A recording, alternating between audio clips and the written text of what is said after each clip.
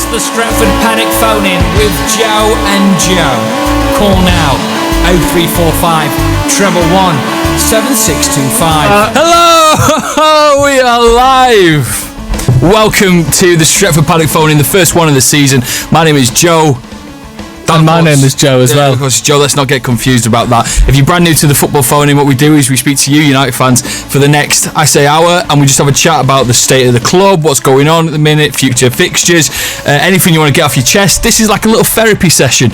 And for United fans, we do need it. I might be a bit loud, so Joe, why don't you just say hello and how people can phone in? Well, people can phone in, of course, using the number that we have tweeted out. He doesn't know it yet. The number though is 03. And Joe will take it from there. 45 111 7625. You will be able to see the number on the bottom of your screen. So it's going to be there all the day. UK landlines, normal standard network applies. If you're calling from abroad, check with your provider. We'll be taking calls for the next hour. We've already got a couple lined up. But Joe, the biggest talking points for people today, what are you thinking?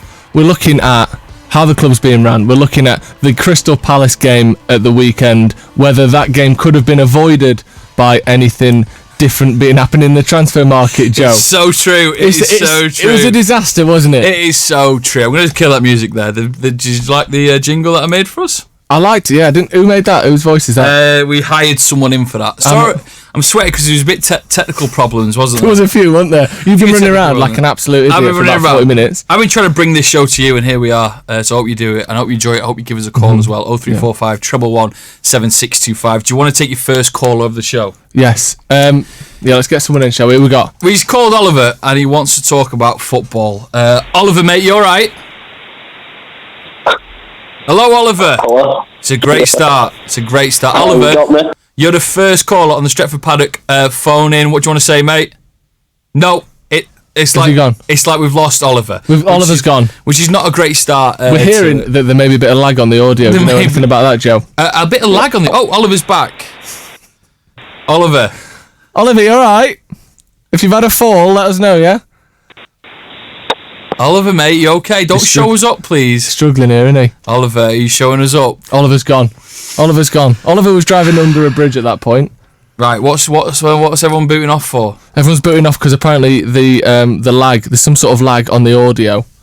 You know how audio is. There's a bit of lag on that. Phones, what? Something about restarting the phones. Apparently there's a bit of lag on the audio, but we want you to let us know. Why is this is the worst day. There's problems at Manchester United, almost as many as there is here in the studio at the moment. Yeah, but don't worry, we'll get to solving them. Keep your phone calls coming in, 0345 111 7625. Sorry about the lag. Joe, I've not spoke to you since the game of the weekend, and obviously that was going to be the massive talking point, United getting beat 3-1. What's the vibe been like in Stretford Paddock HQ? I mean, it's not been good, obviously. Hasn't been good anywhere. I mean, maybe if you're a City fan or you're not a United fan, it might have been alright. Yeah, it might have been slightly better. But it just seems like same old story, doesn't it? Same thing we saw last season, same thing we saw the season before. Feels like the manager's been hung out to dry. Solskjaer's not getting backed in the transfer market. That's pretty plain to see at this point. And if he is, why hasn't it happened yet? The season started. We had a week longer off than everyone else, and we still didn't get players in before the start of the season. It's not been the most amazing start, is it? With obviously what happened against Villa as well, getting a little knock on the head there. I don't see much changing though, unless we go to clubs now and we ask them for players, but they see that we're in a dire position, and we'll get charged a fortune, mate. Yeah, we're absolutely going to get rinsed. We always get rinsed, though. When's the last time you bought a player? You're like, that's half price. Bruno? Have you ever called into a radio show? I have once, years and years ago. What was it for? Political or football? It was very political. Was it? Of course it was football. I think I have. Have you? What did you say? I can't remember now. I don't think I got on. I rang up and I was like, can I talk on the radio? And they're like, what is it about? And I was about 13. I was like, just what you've been on about on the show and that. And they were like, nah, that's not going to happen. Obviously, you need more information than that.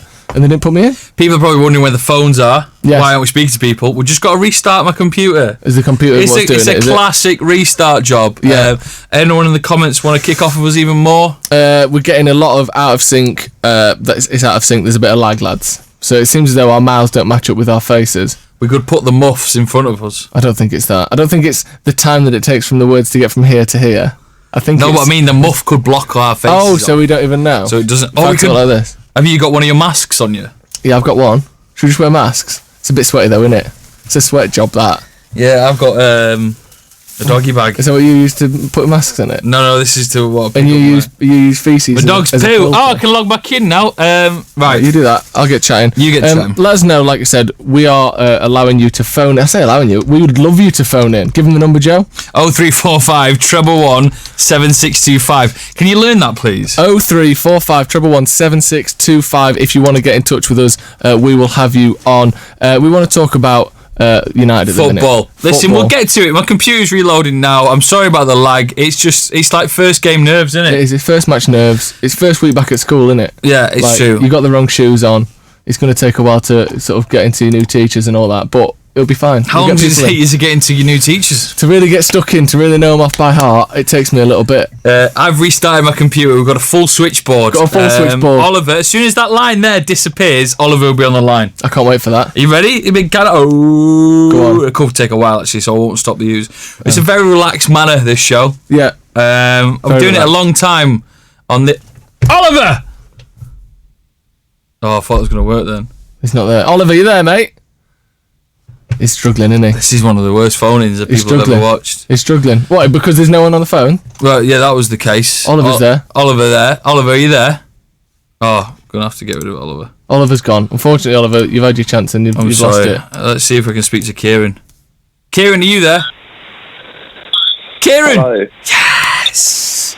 Hello. Yes, Kieran. Hello, Kieran. You're right. Yes, Kieran. I'm good, you? You were our first proper caller because we had Oliver, but then that broke. So, Kieran, you're on.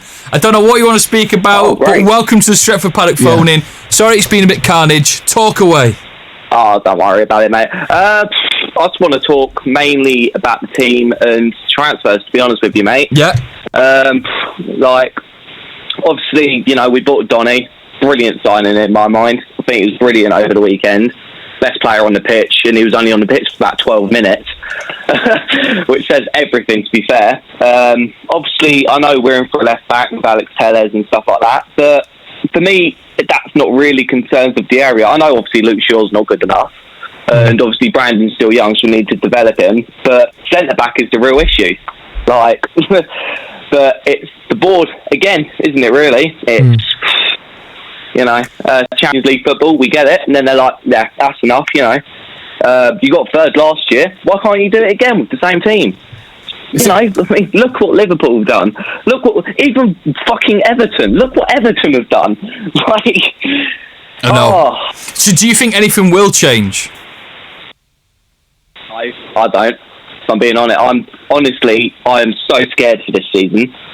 It's terrifying because the squad we've got, honestly, it's Woodward, not Woodward, it is Woodward as well, but the Glaciers, they're not going to take the money out, they're not going to put money into it. Sancho, the thing is, if we get Sancho, the only way we get him is if we pay the price. And we've been holding off for this deal for about however long, and we'll probably end up paying the price anyway. So what's the point for all of the waiting? Could have just got him in, got him training with the squad, got him properly into the United team. So then day one, we weren't getting beat 3-1 at home to Palace. And I know at home is one of those things, isn't it? But not really at home. But Kieran, thank you very much for being our first caller. The switchboard's going mad, mate, so I've got to move on. But you're a legend for being our first caller. And the people wanted Oliver to have a chat. Oliver's back on the line. Yes, Oliver. Hello. Oh, mate, you better be fucking Great good. To hear your voice, you better be good. Right, I will be. What do you want to talk about, mate? On the Palace game first. Yeah. You watch Lindelof.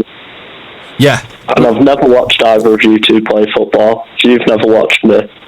That's true. But why is Lindelof better than us at? Yeah, I'm taking your word for it that you've got a kick in you. You got a lot of menace in the voice as well. If that relates to the football style play, won't mess with you, Oliver.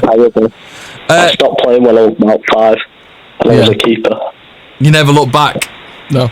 I think Lindelof, he doesn't, like I said, he doesn't quite have your sinister menace, but maybe that's something he could do with. Do you know what I mean? On the pitch, he might not be better than you at anything because he has, like you said, he doesn't seem to be... He's had a lot of chances, hasn't he, Lindelof? And I've defended him a long time, Victor Lindelof, and I thought he was part of a defence that improved massively last season. But the problem is, he keeps making mistakes over and over again, and at least two of the goals were his fault at the weekend. Are you thinking that we should replace him from within the squad, or are you thinking we need outside recruitment to come in and take that spot? I mean, I'm not on contract at United, so outside recruitment. Yeah, indeed. Nothing will change though. And we spoke to Kieran then about the mindset of United. You know, you're looking at the owners. They don't look like they're going to do anything. Woodward's is just... I mean, if he was on The Apprentice, he'd have been sacked pretty rapid, wouldn't he? Woodward? Yeah. Sat in the back of that car? He'd be in that back taxi on the way home, rapid, because he is absolutely wank at his job. It feels weird to swear on it. You're not allowed to do that, actually, but yeah, it's fine. You swore? Nah, no chance. To this transfer window, we've got a 30-man first team squad. 28 of those need to fit a 25-man list. So we've got to sell to buy. Yeah. We do need to get rid of some players. That's a big talking point. Not in terms of money, just in terms of... Who's straight out the door for you then? If you were in charge, who are you getting rid of straight away?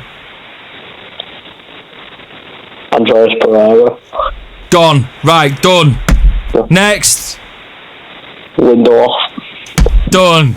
Next. Smalling. I mean, you're taking your time, I aren't love that he's keeping the suspense. Who's gone next? Smalling, who's after that? Tease it. Romero gone. Next. You get one more. Oh. Rojo. Yeah, I forgot he was even in. Give us a sound effect for Rojo, Joe. Give us Yeah, he's gone. Oliver, thank you very much. Was Oliver there. I feel like Oliver's going to do that job himself if someone else doesn't. And it's a great moment for Joe to bring on his first caller of the show. Joe, it's over to you, mate. Oh, yeah. You all right, mate? Hello, you right? Yeah. Hello. How was Joe's pronunciation of your name there, by the way? It's alright. Yeah, it was alright. Can you do it better?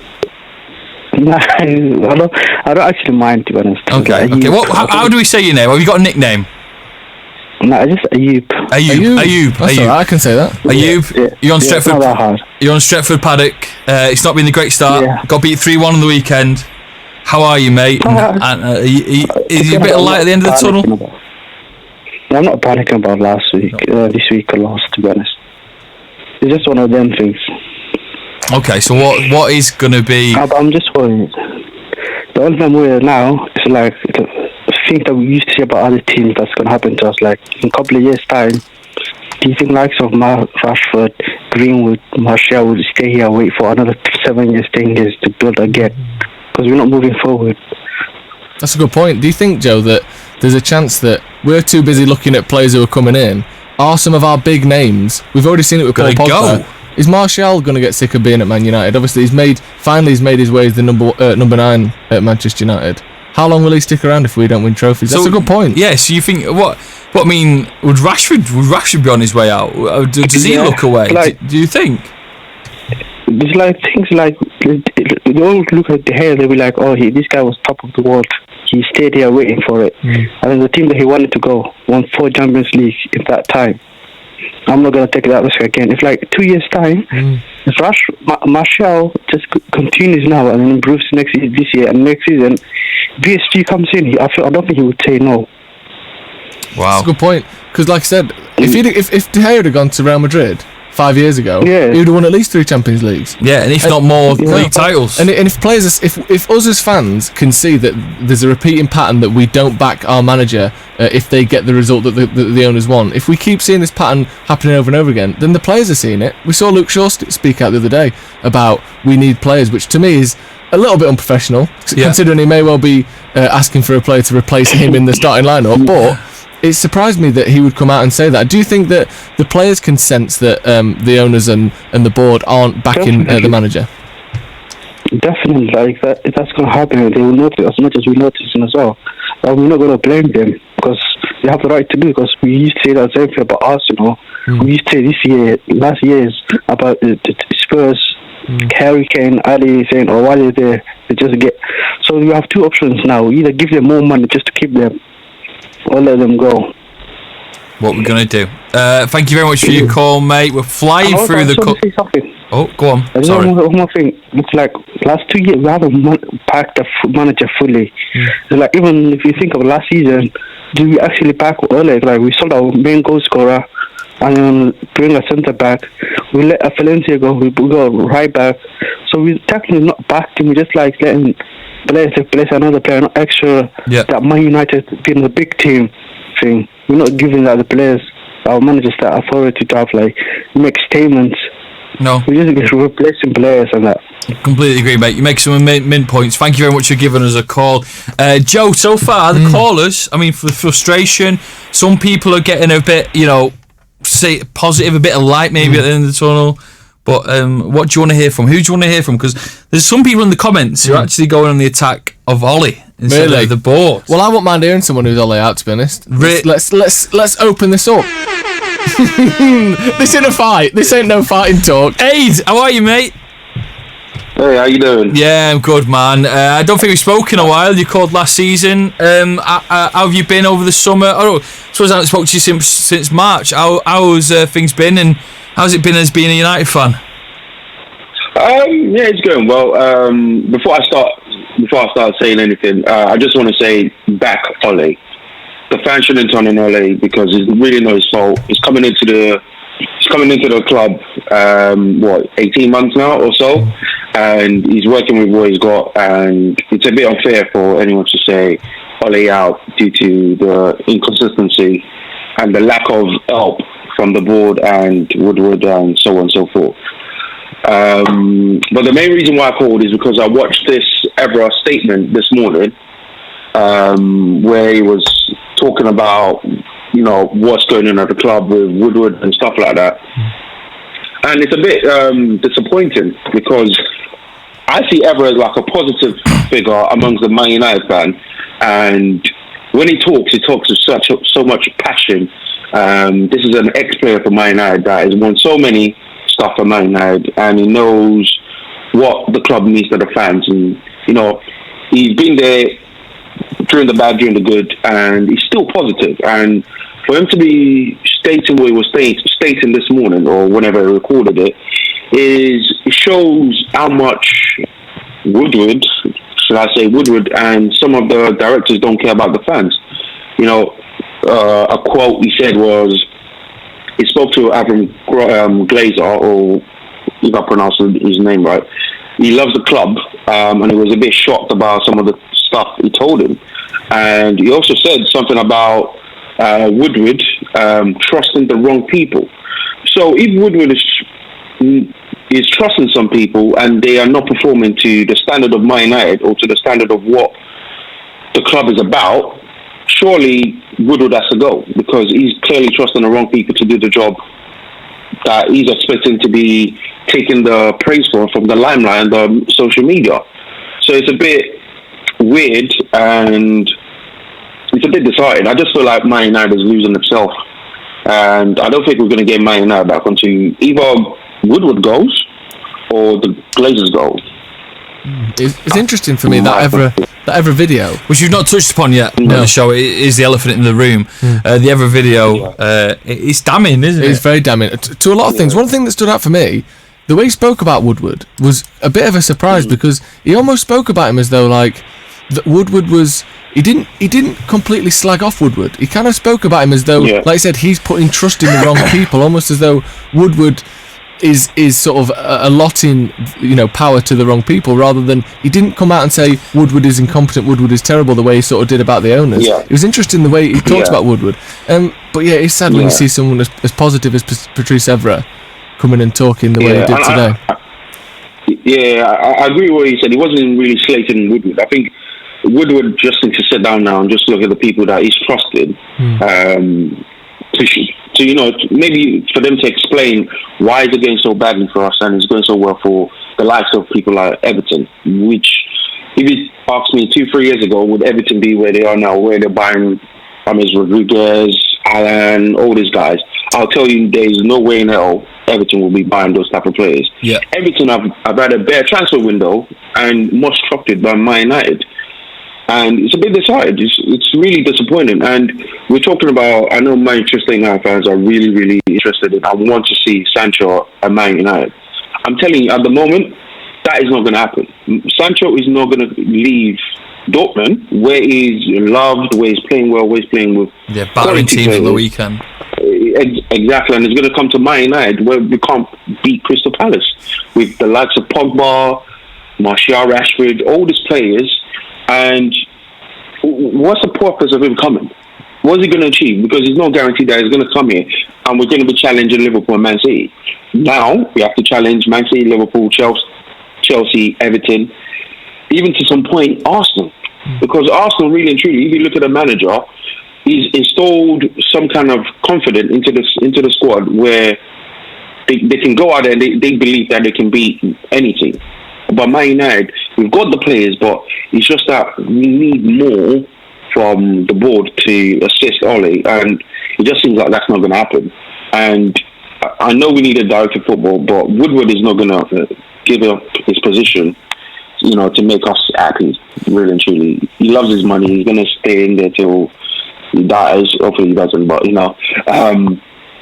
but we just need to really get a grip of ourselves now as a club, and hopefully we just do something better for ourselves, and try and gain that trust between the fans and the board and the team again, because right now it seems like that's lost. Mate, thank you very much for your call. Giving us a call on 0345 111 7625 if you're trying to get through, like Aid just did there. The phone lines are extremely busy because a lot of United fans, a lot of you watching Stretford Paddock right now, want to have your say. Thank you very much to Aid. We're going to put a couple of more calls through. See what I mean? The callers just keep coming. Ahmed, how you doing, mate? You okay? Yeah, I'm alright. How are you guys? Yeah, I'm alright. Which side of the fence are you on? Going to be a bit positive today, or is it kind of a negative, phone call? Venting, a therapy session in a way. This could be as close to therapy as it can get, lads. But let me just start off by saying that in any case, I just had like a good half an hour, 45-minute discussion with my brother, who is a big football fan himself, and he made the point that unless you have a really good recruitment team and a lot of decent backing at a football club, you're not going to be able to reap the benefits of that for yourselves. But in my true and honest opinion, what happened on Saturday has only made things a lot worse than what they are now. We were already in a difficult position because of the fact that we have a relatively small squad. I don't want to say that, but it feels like it. We have a relatively small squad. There are some players who are not playing in the correct position, and there are decisions that are being made at the top that are affecting us in the long run. How I feel about it's painful, to say the least. It is very much a painful thing to have.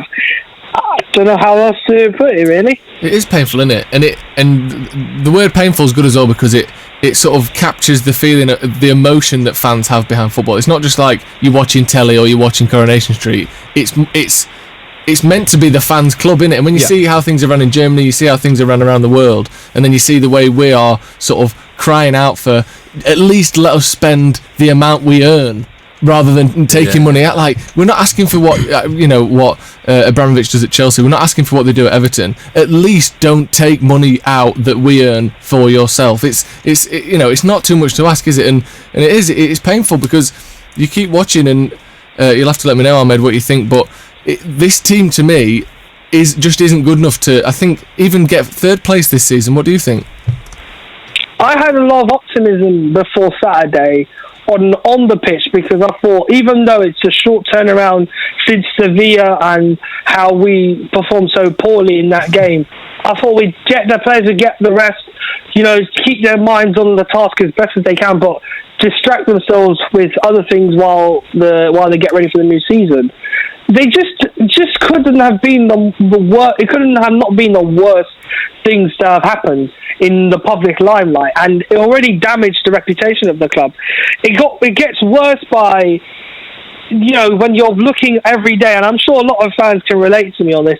You go to sleep one night, you think, everything's going to be fine the next day. You're probably hoping for something good to happen when the sun rises the next morning. And you wake up. What's the first thing I do? I look at my notifications. I look and see there has to be something good as I rub my eyes. I look at it, and then there's nothing new. Monitoring FC. We're considering a bid, FC. We're looking to make a move, FC. We don't know if he's the right player, FC. We're not sure we have the money FC. These are the sort of things that are constantly appearing on my timeline or on my social media feeds, and it's too frustrating. It's a simple job. It's a simple job for some, but it's hard for others, it turns out, to go out, inquire a player, ask if, especially if you've been scouting them for so long, in such a la Sancho and etc., and not be able to come up with the funds necessary to bring him to the club. For me, the Sancho deal is as good as dead. I wanted a centre back. I wanted a defence that was stronger than the one that we have currently, and it should be our priority instead of the right wing position. I'd rather develop Mason Greenwood and in that position bring in someone young and someone hungry to develop their game and be able to get better under Solskjaer, so that they can possibly in the long run cement that role for a long time. It's really unusual to find Daniel James playing on the right when his strength is on the left.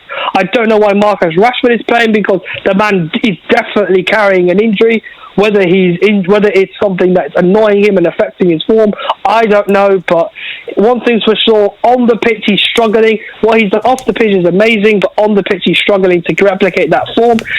It's a really difficult conundrum when you're not being backed as manager and you're having to deal with very difficult performances on the pitch as well, and I find that incredibly surprising. Ahmed, thank you very much for your call, man. Take a deep breath there. One of our best calls that we've had so far. Some really good points there. Really good points. And talking about that conundrum, before we bring Jamie in, this idea of Ole's on the touchline. We saw the way Jose handled this same situation. He came out and said, my players aren't good enough, I ain't got any midfielders, this is shit, everything's gone to shit, I've got a terrible team. And he was sacked a few months later. Ole's going about it the different way. We're seeing the same thing essentially. He's been backed in the softest and smallest way possible. And yet he's coming out and saying, I like Luke Shaw, I like David De Gea, Maguire's, he's played every game for me. He's back in the squad. Do you think that'll change what happens above him, or do you think it's just going to be the same old story, but the manager's got a brave face on? I think that'll change what happens above him, and I also think we've got to think about what's happening at the minute in terms of the fact there's no fans there. So say what would have happened, Old Trafford, 90th minute, 3-1 loss against Crystal Palace. What would the fans' reaction be? It wouldn't have been boos straight off the back, but it would have been sort of frustration in the air. And I don't know if Woodward knows too much about football. I think he is kind of led when he's in the stands and he hears the crowd and he goes, something's happening with this team. Yeah. So if down the line in a couple of months' time, if we are still getting these 1-0 losses at home at Old Trafford, it might work in Ollie's favour that there's no fans there, because there are some fans that would go out the way and boo him, even if you are, protecting of Ollie. You wouldn't boo him, I wouldn't boo him, but there are some. And even if there was booing, it wouldn't necessarily be against Ollie, it would be against the club. You'd hear the chants, you'd hear the discontent around the ground, around the stadium, you'd hear all these things. Exactly. And they're sort of, luckily for them, being shielded from that a little bit. Woodward would hear that and go, hold on, something's wrong here, and he'd make a stupid decision when really more likely than not, the fans would be booing him not Ollie or the players. Jamie, let's get you in. How you doing, mate? You alright? Yeah, not too bad, gents. You? Good, man. What do you want to say today, mate? Well, it's just a quick one. To keep it as brief as I can. Just want to chat about Forcedorn FC that I feel that I have been a part of for 30 years now. Not all of it, obviously, being a Forcedorn, but I have never been surrounded by this club with so much negativity in all the years that I've followed them ever. Everything that I'm seeing about Manchester United, be it the media, the supporters, the stuff at the top, the transfers, everything has just been negative. We bring a player in, it's negative. And now, don't get me wrong, I'm part of that brigade as well. I think United fans just feel so drummed down now that we struggle. We're trying to find positives in everything, but every time we get a decent result or a decent season under our belt, we know the season after now, the blueprint is we're shit. We're going to have a shit season the season afterwards. Now, I don't know if you can tell by the accent, not originally from Manchester, a place from Wolverhampton. Now, Wolves, on the other hand, are bouncing. Absolutely bouncing. The city, everybody you speak to, they're great. They love the team. They love the board. They love the manager. They love all the players that are coming in. Even when they're getting rid of players, they're wishing them all the best. They really want the best for their team. Yeah, massive respect. They're building on something. They have a tight, close-knit squad that really sort of overperform at times, whereas we have a huge squad that is bloated in all the key areas with none of the quality, world-class talent surrounded by, for me, mediocrity, and nobody's happy about it. I think when we finished second that one season under Jose, that was the time we really need to kick on. We look back at that moment, it's like, that's the time we really should have kicked on. And we didn't, and we just lost it. And everybody is just so beaten and so down now about being a Red.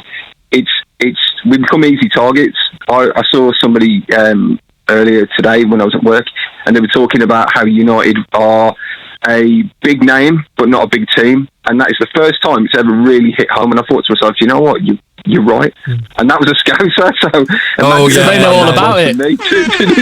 They know all about being a big name and not a big team. But the sad thing is, as you said there, we are drifting towards this place where the media don't like us, the fans don't like the club, the players seemingly aren't getting along with the way the club's been run. Again, I refer back to Luke Shaw's comments the other day. Yeah. It seems as though every facet of the club isn't being enjoyed by anyone. And do you think that, obviously we've had a lot of talk about Sancho and Tellez and whoever it may be, a transfer. Do you think a transfer will fix that problem, or do you think it's bigger than that? Do you think it needs bigger changes at the club for anything to change in a meaningful way?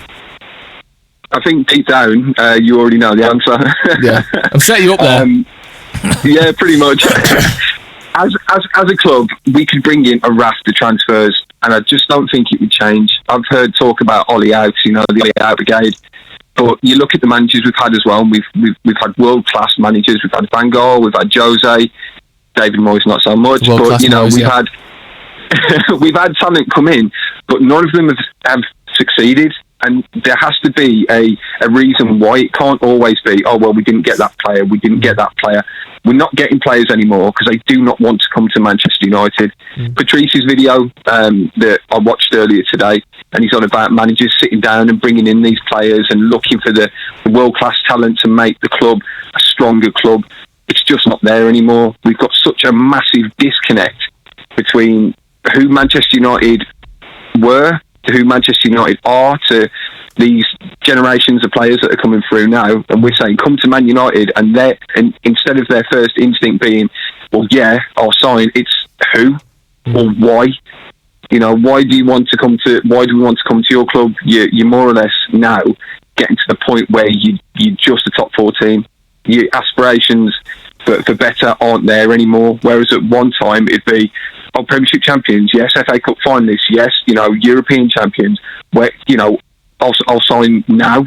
Like, I'll get my boots and I'll come. Now it's, you haven't really done much. You're sacking managers every couple of years. You're not really investing. The players you've got aren't the best. I don't really want to play with the talent that you've got, and everything that is coming out of the club is negative. Your fans are against you. The media's against you. Nobody's backing your club, so why would I want to set myself up to come and play for you? And you can understand it. It's one of those. Do you know what? You're right. Just a quick one, he said. Yeah. Sorry. During the line. No, you need. That's why I said it's a therapy session. Sometimes you leak, the pipe bursts, and it all comes flooding out. Oh man, it's heartbreaking that, but it's a bit of reality of what you just said there. Yeah. I don't think many people could argue with you. Sorry, lads. I mean, don't get me wrong. I want to be positive. I love this club. My old man's a Red. My brothers are Red. My kids, my 2 little boys are Reds. It used to be super exciting to be a Man United fan. Now you wake up in the morning and it's, we might get this player, but we might not. Somebody else has bought him. Okay. And then we buy a player for a ridiculous amount, and then there's so much pressure on them to succeed and do well. Even when they have a good season, like I think Maguire did last season, he's still a meme. He's still getting the piss taken out of him. He's still not living up to standards of a player, because we've massively overplayed. Thank you very much for calling in. Jamie, what a man. We'll try and get through as many calls as we can. Mooser is on the line. How you doing, mate? I'm alright, lads. How are you? Very good, man. What do you want to say today? I kind of really just want to talk about the future of the club in terms of the amount of money that's going to be invested in transfer market. I'm mainly just worried about the kind of pattern that the club's fallen into. Like Patrice Evra kept saying in his video, it's kind of like a deja vu where we invest to get into the Champions League, and then when we fall out at the end of the season, we don't invest and back the manager. It's kind of like the Arsenal model of old, kind of. And I'm worried about where we're going to go in the future, really, because I mean, we all saw the report that came out last week about how much money the Glazers have taken out of the club, and now given COVID and the amount of money that they're most likely going to lose from tickets and stuff like that, and going forward, I mean, we've got to invest this year, and I think they will invest this year to try and get a new shirt sponsor for the next season. But after that, I don't think they will invest too much. I think they'll just invest the minimum amount to get us forward, especially after this new Europa Conference League's coming in, how much money that's going to be available through that, and then through the Europa League, maybe Champions League qualification isn't going to be needed anymore for the money to come into the club. And I'm just worried about how much money the Glazers are going to be spending in the future, and how much money that's going to be made available to the manager.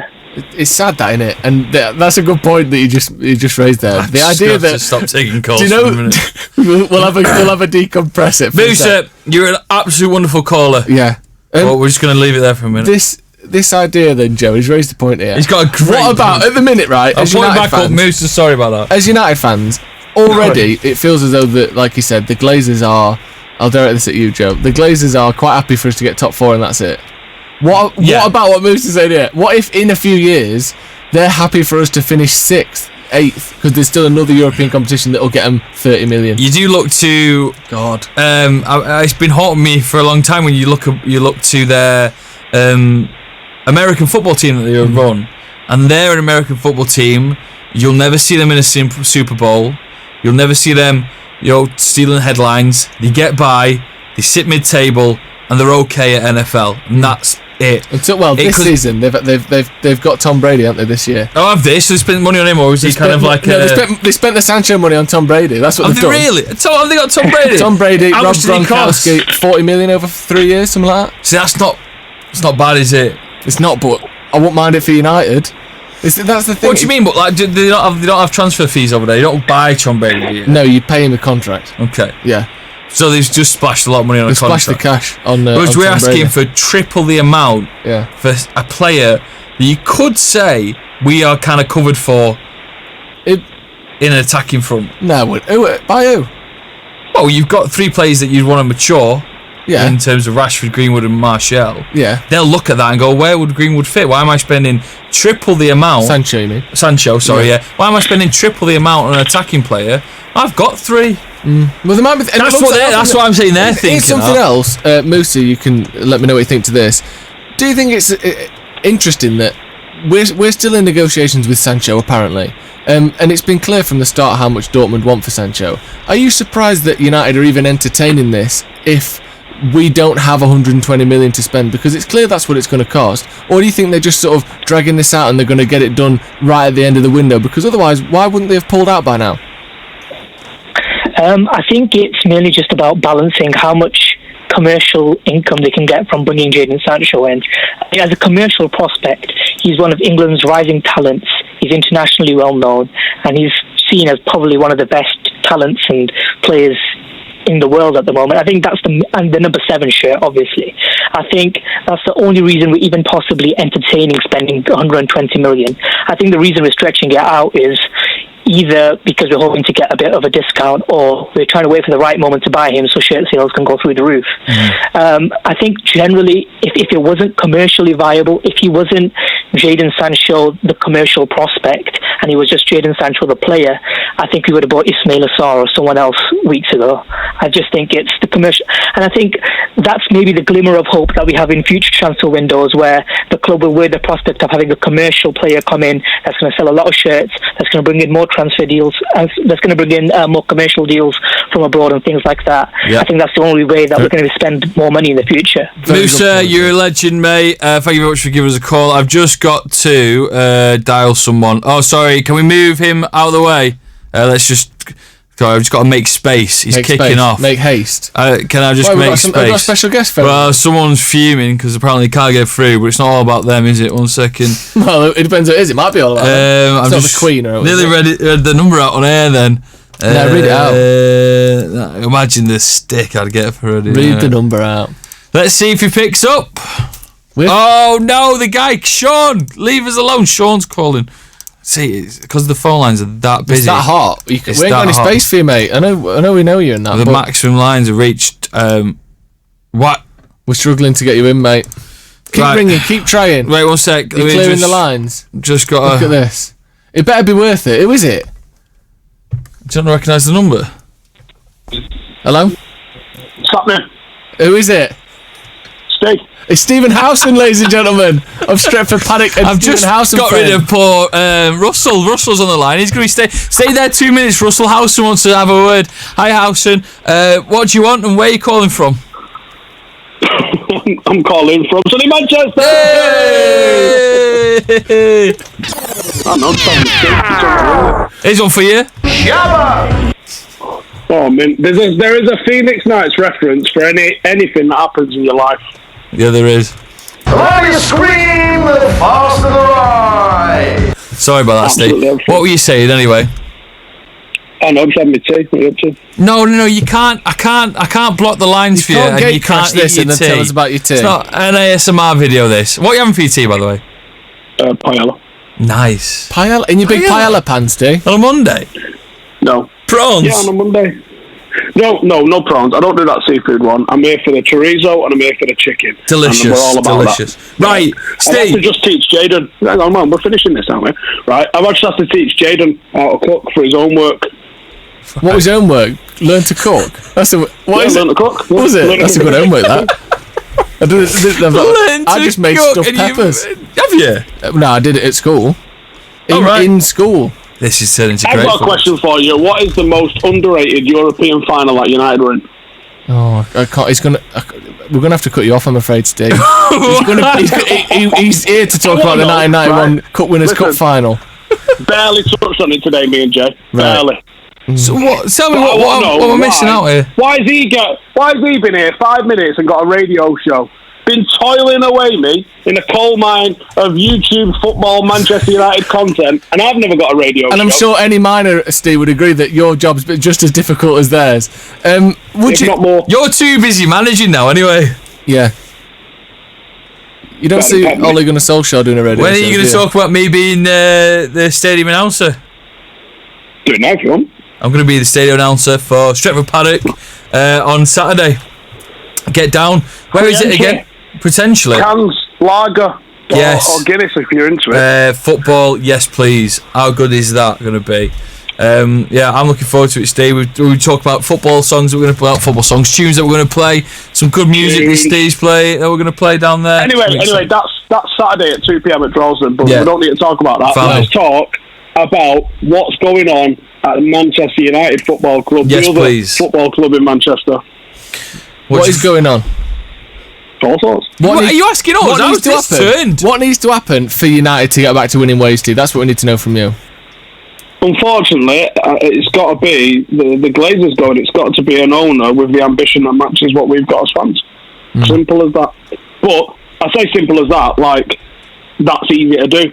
It's just not easy to do, is it? Unless I've got 4 billion, and off the top of my head, I don't know exactly how much I've got, but I reckon I'm probably short. You're a little bit short. Do you know in the time then when after the Glazers came in and Fergie was still there and he continued winning, and obviously Ferguson is, Alex Ferguson is the best manager of all time, but is there another manager that could at least handle the Glazers enough to win despite them, or do you just think it's a lost cause at this point?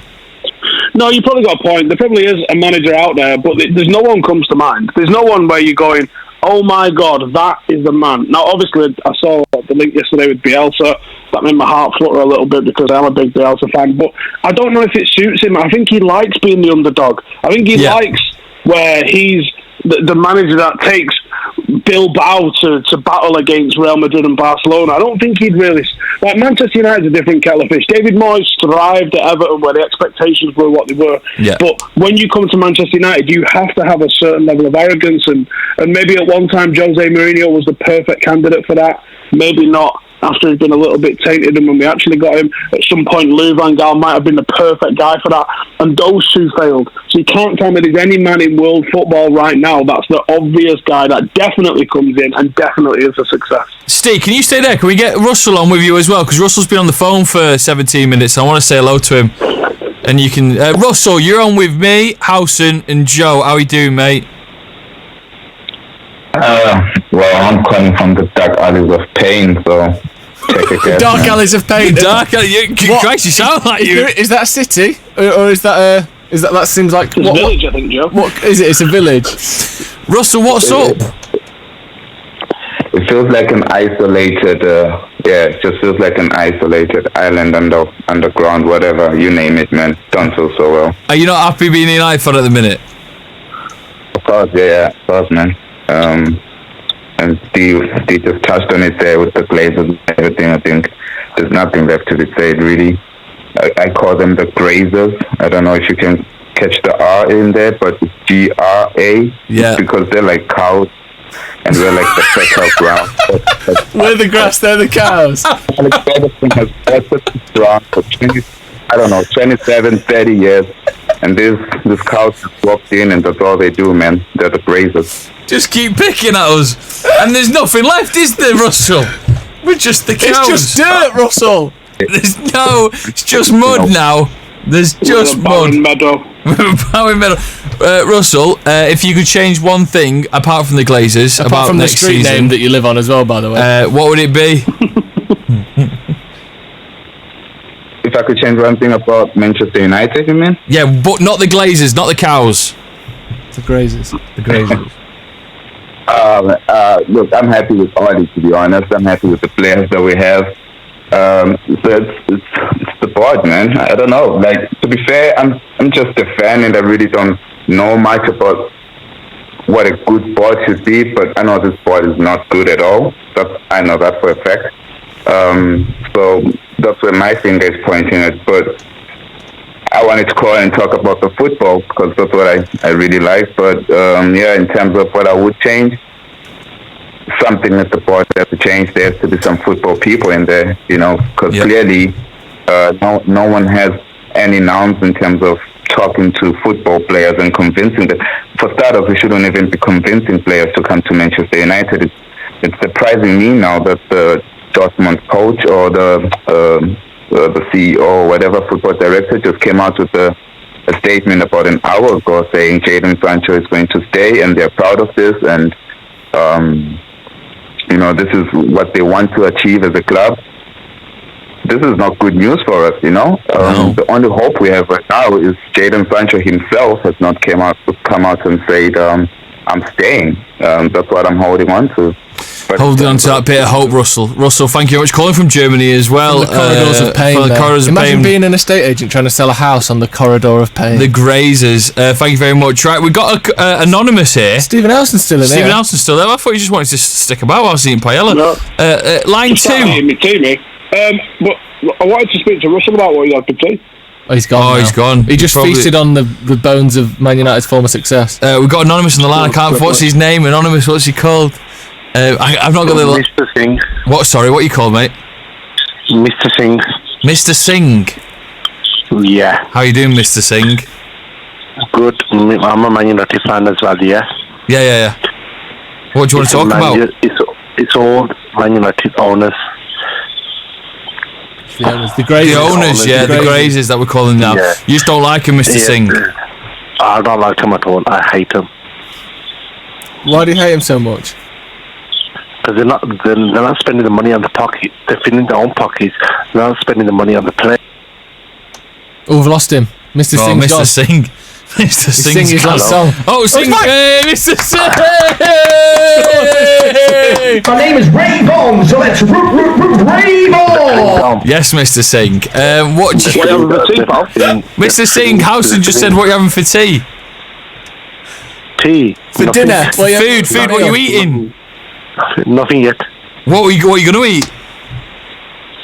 Nothing yet. Later, probably eat that pizza. Oh, nice pizza. Stephen Howson loves pizza. Right, Mr. Singh. If the team stays as it is now and there's no more signings, the transfer window is short, where do you think United will finish this season? I reckon about 11th or 10th. 11th or 10th, Mr. Singh. Mr. Singh. Not even near the top 4. Come on, brother. Nah, because he needs good players. He's playing Lindelof and Maguire both together. They're both right-footed. He needs a left footer and a right winger, and he needs a centre back and he needs a right back as well, and he needs a striker as well. Oh, there's a lot there. I mean, he's not wrong. Right. Thanks so, very Mr. much. Singh, what are you going to have on your pizza before I let you go? Huh? What are you going to have on your pizza? Any topping? I don't mind anyway. He doesn't mind. Thank you very much, Mr. Singh. Right, I think we can get in two more. So, Nat, producer Nat, don't let anyone else on, please. Should we either say goodbye to Mr. Housen or should we chat to him? I thought you wanted to just stick around and get just stuck listen? in. No, because now and again he gets stuck in. Can I ask Stephen a question? I've got a question for you. When you were in the the office with me for 6 hours today or something. So. I could have asked him then. It's very pertinent. You tell me if I could have asked you this today. When you heard the word grazers, did you get hungry for pudding? Because you've had your paella and you heard the word graze and you thought... I'm not. I'm sitting there clutching it to my chest waiting for you lot to Oh, right. Sorry, Steve. I just thought you wanted to be involved in the show. Steve, any final words? Yeah, I'm a bit worried about what Boris is going to do in his briefing tomorrow. I'm not sure we're going to see a game this weekend. That would be a kick in the balls. Obviously, if you're watching from outside the UK... Well, not because that's a sport, innit? You're not allowed to do that, probably. You're not allowed to do that unless you're shooting something. I will keep everything up to date on that, Steve. I hope it goes ahead because I'm very much looking forward to it. It'd be an amazing day. And let's be honest. If the Paddock win on Saturday and United win on Saturday, we're getting on the train to Seshleyham. Yes, we are. Little town of Seshleyham.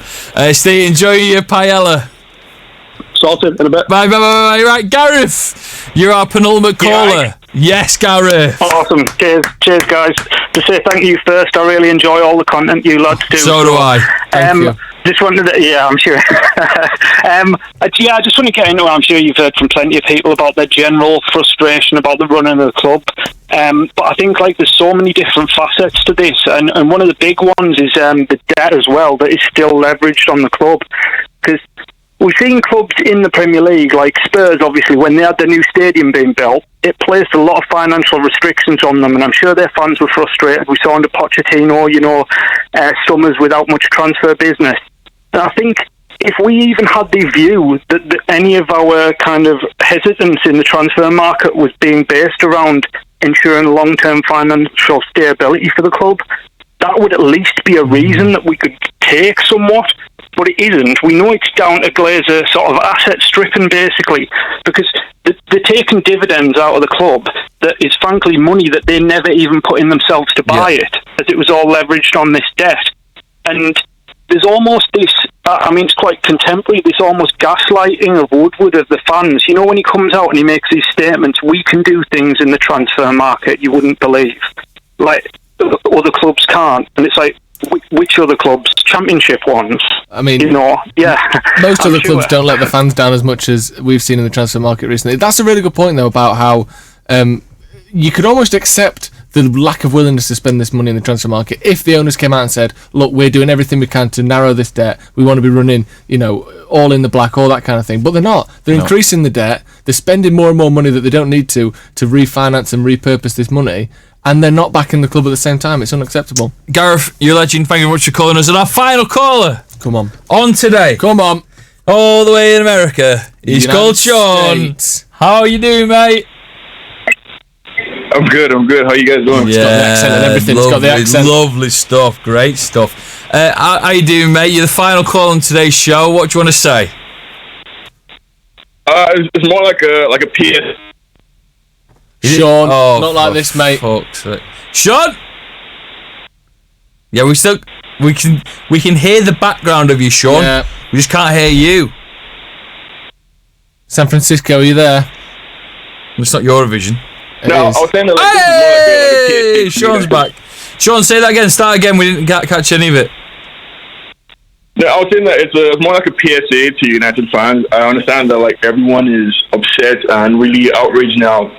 But I think we should focus on the things that we can control. I think it's unrealistic to expect that anyone can get rid of the Glazers or get rid of Ed Woodward. Those guys aren't going anywhere, and we have to just take them as they are.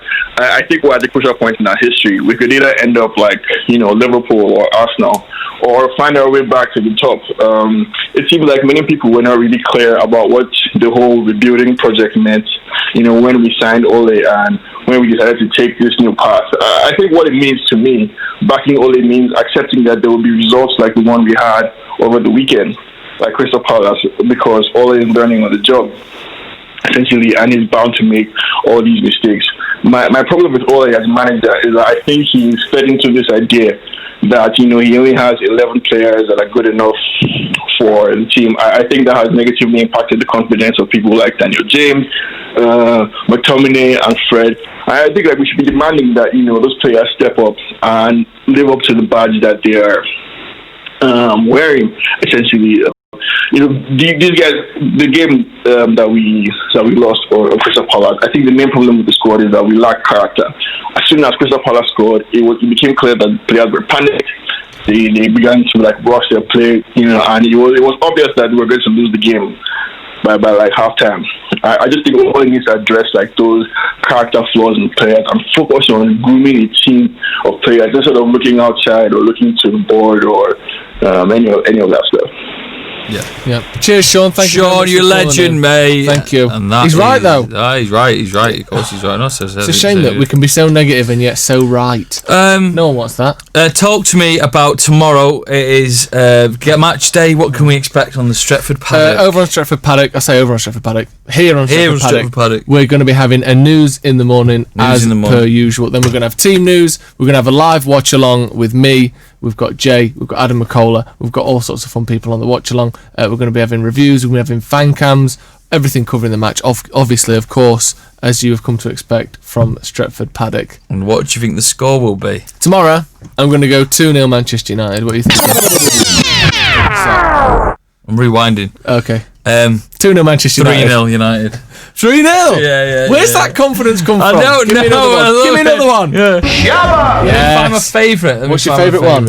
I think they might have deleted it. Why would they delete it? Because you said it's my favourite and use it all the time, I bet, and they're like, you're ruining our radio station, you have to delete it. Here we go. Well then. Shallow! Who's saying that? Do you remember the woman who lost a parrot? Oh no, I don't remember that. I thought that was... Shallow! That's what I shout when I'm trying to buy someone perfume on 24th of December. And there we go. We got to now close the show. We've got to close the show now, haven't we, unfortunately? It's been wonderful. Sorry if there have been a few minor technical difficulties. They will all be ironed out for next week. First show back. First time we're doing the phone-in for a long time. About 20 callers as well. Yeah. And all top-notch. Really good. Even the guy who lived in the corridor of pain. He was great quality. The Grazers. He's given us... The Grazers. The Grazers. We're the grass. Because they're the cows. We are the grass. They are the cows. And you know what cows give off, don't you? Methane gas. In this instance, debt. Do you know what I'm saying, don't you? Greenhouse gases for a football club is debt. The ozone layer of society has been breached, and it's up to us to sort it. I fancy some steak. You fancy some steak? Right, thank you very much for joining us. Thank you for being here, Joe. I'm going to press end video very much now. See you later.